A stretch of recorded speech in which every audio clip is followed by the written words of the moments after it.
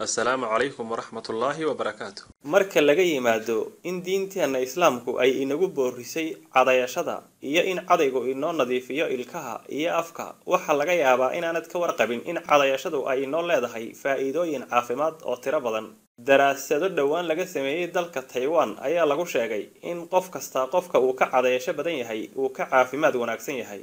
ururin caafimaad oo laga sameeyay dalka Taiwan waxa lagu sheegay in dadka xog ururintan lagu sameeyay boqolkiiba 24 ka mid ay ahaayeen kuwa si habboon oo nidaamsan u cadayda maalin kasta, halka boqolkiiba 16 ay ahaayeen kuwa marka ay xasuustaan cadayda. Sidoo waxay sheegtay in labadan qolada cadayga joogtaysa ay ka caafimaad badatay kuwa markay xasuustaan cadayga sameeya. waxa daraasadu ay sheegtay in cadaygu uu ka hortago xanuuno badan oo ay ka mid yihiin xanuunada ku dhaca wadnaha, xanuunka faaliga, xididada ku furma maskaxda dhiigga. waxa xusid mudan in nabigeena Muhammad alayhi salaatu wasalaam ay geeridu u timid isagoo cadayga afka ku haya.